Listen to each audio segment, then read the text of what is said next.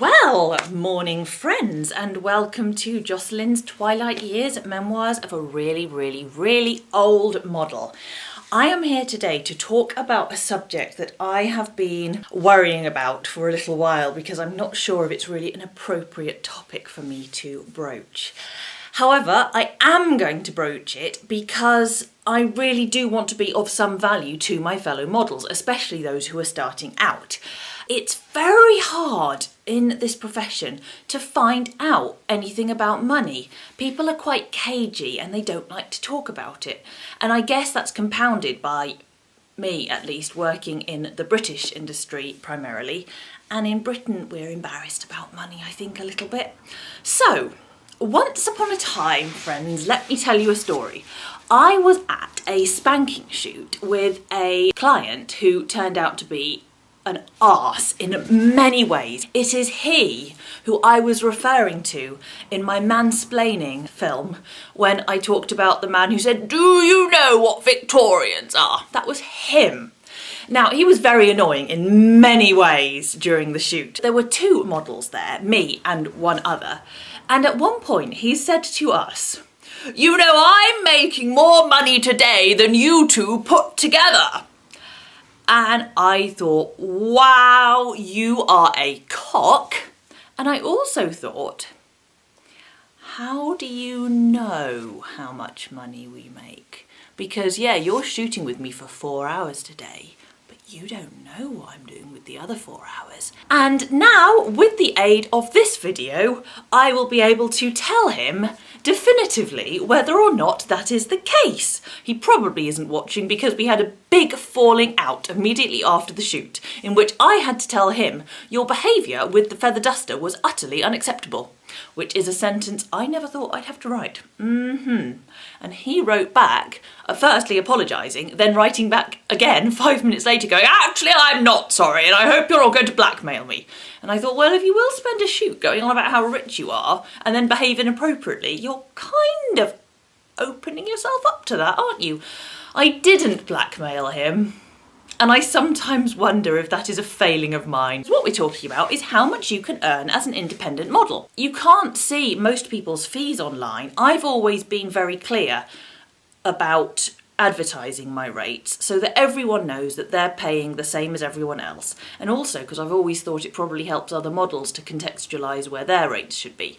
So just for context, if you haven't seen my profile notes, I charge £325 per day for a 8-hour shoot, or I charge £225 per half day, which is 4 hours. Sometimes people want shorter shoots and then I occasionally negotiate that differently, but I try to get people to choose one or the other of those. Or I charge £1,000 for a 5-day week. So if I were to manage to get full day shoots 5 days a week and I didn't do anything else, I would earn 3, 6, 9, 12, 15, £1,625 a week. That's not how it necessarily works. Of course, I'll have a full day here, I'll have 2 half days there, I'll have a day when I only shoot half a day and then I travel for a long distance, and of course I've got all the expenses too. So rather than talk about what I earn per week, I'm going to talk about what I earn per year. So when I started out as a model, I was obviously inexperienced, but I was in a less competitive marketplace than I would find myself in today. So I started off by charging £250 per day or £40 an hour, and for the first couple of years of my career I earned around £30,000. My expenses have always been pretty steady at about a quarter of my turnover, so my turnover was £30,000 and my expenses would have been around £7,500. Then after a couple of years I got a car, I started working harder, I started working more days in the week, I got a bigger client base and my income as a result grew. So I got up to around £40,000 a year, and then it stuck around there for probably about 5 years. Then it gradually started to creep up. In 2012 my turnover was £47,000 and my expenses remained about a quarter of that. And I thought at that point I'd probably reached the peak of my earning potential. And at that time I also thought that was probably the peak of any independent model's earning potential, unless she was working to harder levels than I thought that for an art nude stroke fetish model, I'd kind of reached the peak of what was possible.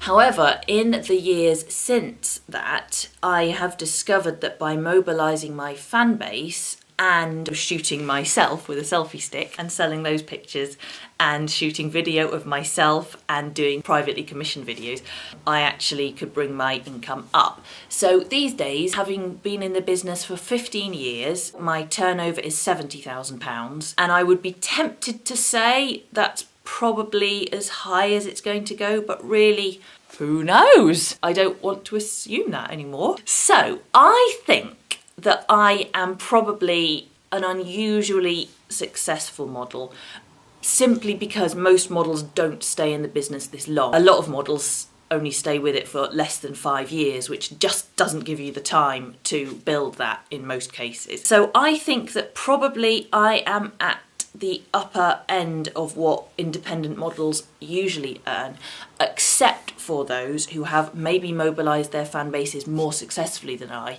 Perhaps they do adult TV channels, perhaps they do webcam, and I don't know, because I've got plenty of friends who do those things, who seem to have great lifestyles, but I've never dared ask them, excuse me, do you earn more than me? I'm assuming they do. So I'm thinking that maybe your absolute top that you could aim for as an independent model, you might be able to hit 100 grand turnover, but I suspect that it would be hard to get much beyond that. If I'm wrong, and if you are an independent model who earns more, I would love to know, because I think it would be really helpful to share that information, just so models starting out maybe don't lose heart when their first couple of years aren't particularly lucrative. I find myself now in a position which I appreciate massively, and I know it's because of my very loyal photographers and my incredibly loyal fans. I know that I just have you guys to thank for it, but I find myself having earned enough and saved enough that I am able to make provision for my future, so that unless I want to, I won't have to be an 80-year-old nude model.